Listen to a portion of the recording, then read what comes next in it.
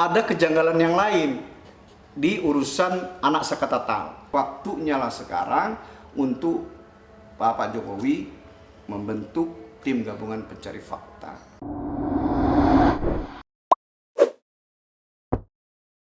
Ya, kalau bagi saya gini, sumber saya, analisa ini adalah saya sempat membaca berkas perkara. Nah, di dalam berkas perkara yang saya baca memang saya banyak menemukan kejanggalan-kejanggalan. Kenapa? Karena berkas perkara itu rata-rata bersumber dari keterangan-keterangan dari pihak-pihak yang ada di dalam peristiwa tersebut. Dan tidak ada didukung oleh scientific crime investigation. Dan juga tidak didukung juga dengan alat bukti yang tidak terbantahkan, misalnya DNA, sidik jari, dan lain sebagainya. Jadi sehingga saya memandang bahwa dalam proses penyelidikan dan maupun penyidikan sampai kepada penuntutan itu, tentu di situ terkesan dipaksakan perkara ini. Kemudian saya juga melihat ada kejanggalan yang lain di urusan anak Sekatatal. Kenapa? Karena anak Sekatatal itu adalah, menurut dari berkas perkara itu, dia hanya bagian penyerta dari peristiwa yang didakwa dan dituntut oleh jaksa penuntut umum pada waktu itu. Nah, tetapi faktanya anak Sekatatal ini didahulukan persidangannya. Yang tentunya ini menurut pendapat saya ini adalah kejanggalan. Dan sehingga seolah-olah dengan adanya putusan yang didapat dan diterima oleh anak Sekatatal itu menjadi dasar untuk memvonis terdakwa yang lain yang saat ini sedang sebagai terpidana. Nah, itu saya melihatnya ada kejanggalan di situ. Ini yang berbicara berkas ya, bukan saya. Nah, sehingga saya secara utuh memandang bahwa penting kiranya untuk agar pihak-pihak yang berkeberatan atas itu mengajukan langkah-langkah hukum, mengeksaminasi semua putusan, dan yang paling tepat adalah mengajukan upaya hukum luar biasa, yaitu peninjauan kembali, daripada kita berdebat-debat kusir ya. Yang ini berkata A dan berkata B. Artinya dari berbagai pakar dan para ahli-ahli yang berbicara ini kan bisa menjadi salah satu masukan dan inspirasi dari para penasihat hukum yang saat ini mewakili para terpidana untuk mengajukan upaya hukum luar biasa, yaitu peninjauan kembali. Itu yang saya maksud ya. Apalagi didukung dengan beberapa saksi-saksi fakta yang pada masa tahun di 2016 dan 2017 itu kan sebagian sudah mencabut keterangannya. Dan bahkan ada yang mengaku bahwa dia dimintai keterangan di penyidik, tetapi dia tidak dimintai keterangan di dalam persidangan. Padahal yang menjadi dasar pertimbangan hakim untuk menjadikan keyakinannya di dalam memutus satu perkara adalah fakta yang dia temukan dalam persidangan. Bagaimana mungkin keterangan yang didapat tidak dia dapatkan di dalam fakta dalam persidangan itu dia jadikan pertimbangan untuk memvonis orang dengan hukuman yang nggak main-main ya. Itu kalau nggak salah tuntutannya tuntutan hukuman mati, tetapi divonis dengan seumur hidup. Hanya anak Sekatatal aja itu yang dia 8 tahun karena mungkin dia di bawah umur pada masa itu. Nah, ini terus terang saja ya, apa yang dilakukan oleh para penegak hukum pada masa itu sangat mencederai rasa keadilan masyarakat. Jadi dalam tanda kutip terkesan bahwa nggak boleh miskin hidup di Indonesia. Kalau you miskin, nasibmu seperti itu hukummu. Jadi seperti itu.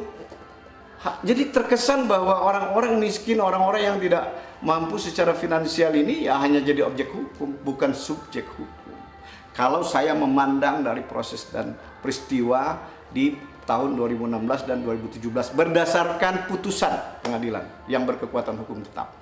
Tetapi apapun alasannya, kita tetap menghormati. Itu sudah menjadi putusan yang berkekuatan hukum tetap dan itu kedudukannya hampir sama dengan undang-undang. Bagaimana cara kita untuk mematahkan itu, dan apabila kita keberatan, salurannya ya lakukan adalah secara konstitusi, yaitu apa? Peninjauan kembali. Jadi apa yang dilakukan oleh Sekatatal melalui kuasa hukumnya ini adalah satu tindakan yang harus diapresiasi dan sudah paling tepat. Kenapa? Untuk menguji kembali orang-orang yang mencabut keterangannya harus memberikan keterangannya di peradilan peninjauan kembali. Supaya apa? Supaya apa yang dia cabut itu betul-betul dia di hadapan pengadilan dan di bawah sumpah dia mencabutnya, sehingga itu menjadi novum menurut saya, karena keadaan menjadi baru. Karena kan syarat novum itulah ada keadaan baru, adalah bukti baru, dan ada 3 hal itu. Nah, makanya jadi langkah yang diambil oleh Sakata Atal dan melalui kuasa hukumnya ini tepat, gitu loh. Sehingga keraguan-keraguan, spekulasi-spekulasi di luar sana bisa menjadi agak tereliminir dengan langkah yang dilakukan oleh Sakata Atal dan kuasa hukumnya ini. Apalagi ini kan dibuka untuk umum ya, karena kalau dulu kan dia peradilan anak tertutup, sekarang kan sudah dewasa, dan apalagi ini kan peninjauan kembali, yaitu upaya hukum luar biasa, sehingga hakim PK dia mau membuka persidangan untuk disaksikan umum. Ini momentum ahli-ahli yang dihadirkan di situ, fakta-fakta baru, keterangan-keterangan baru di situ. Ini yang menjadi dasar berpikir nanti Hakim Agung untuk bisa mengabulkan tuntutan atau peninjauan kembali oleh Sakata Atal, sehingga membatalkan dan mengembalikan nama baik dia. Sakata Atal ini anak di bawah umur. Dia sudah dicap sampai sekarang adalah seorang pembunuh. Apapun alasannya, walaupun dia sudah bebas, tetapi ketika dia menggunakan hak keperdataannya, ini tidak mudah. Karena orang takut loh menerima seseorang yang dicap sebagai pembunuh untuk bekerja dan dalam urusan usaha dan lain sebagainya. Ini nasib anak manusia yang kita harus lihat, dia adalah bagian dari generasi bangsa, si muda. Janganlah dikebiri. Nah, jadi di sini kita butuh hati nurani, terutama hakim-hakim agung yang nanti akan memutus hasil daripada peninjauan kembali yang kemarin sudah dilaksanakan di Pengadilan Negeri Cirebon. Oke, kalau menurut Abang peran itu di atas hukum, artinya penegak hukum polisian mengeluarkan statement berani sumpah pocong, apakah ada dalam hukum atau seperti apa? Ada statement di media menyatakan bahwa saya tidak berkata bohong dan saya siap disumpah pocong. Itu kan boleh-boleh saja, tetapi kan bagi saya kalau itu disampaikan oleh seorang yang berstatus sebagai penegak hukum, ya jadi kenyol kesannya ya. Karena penegak hukum kan dia punya ilmu, dia dididik loh. Artinya hal-hal yang dia sampaikan itu kan tidak relevan dengan peristiwa yang sekarang sedang ramai. Kenapa nggak dia berbicara saja sebagai kemampuan ilmunya, bahwa saya menemukan ini didukung dengan alat-alat bukti ini sehingga meyakini saya bahwa benar anak saya dibunuh. Itu kan lebih fair gitu. Dan di situ ada pendidikan hukum yang tersajikan kepada masyarakat, daripada menggunakan istilah-istilah yang saya kira tidak tepat kalau itu keluar dari mulut seorang penegak hukum yang berseragam polisi. Artinya dia blunder Bang ya? Ya menurut saya jadi blunder ya, karena pernyataan itu keluar dari seorang anggota Polri. Tapi kalau itu keluarnya dari masyarakat sipil, ya kita sih memandang itu sah-sah aja lah. Ini yang saya bilang tadi, di satu sisi dia seorang ayah, tapi sisi lain dia seorang anggota kepolisian. Nah, ini yang harusnya dia bisa memisahkan kapan dia berbicara dan bertindak sebagai seorang ayah yang kehilangan anak, dan pada saat kapan dia harus berbicara dan bertindak sebagai seorang anggota polisi aktif. Ini loh butuhnya di situ loh, kemampuan self control ya kalau kata saya. Nah, terlepas dari semua hal yang sudah kita bahas ini menjadi, menurut hemat saya ya, sependek pengetahuan saya, ini sudah saatnya Presiden Republik Indonesia, Bapak Jokowi, harus membentuk tim gabungan pencari fakta. Agar apa? Agar semua dievaluasi. Tidak hanya persoalan kasusnya Vina saja, tetapi semua persoalan-persoalan kasus yang menjadi perhatian publik. Agar apa? Agar kembali menumbuhkan rasa kepercayaan masyarakat kepada APH. Itu pertama. Kedua, agar juga bisa membuat dan meyakinkan kepada masyarakat Indonesia bahwa sistem peradilan pidana di Indonesia ini masih benar, masih baik. Jangan sampai nanti terkesan dengan potret-potret yang ada selama ini, masyarakat menjadi hopeless gitu loh. Dia tidak lagi mempercayai proses penegakan hukum di negara kita ini.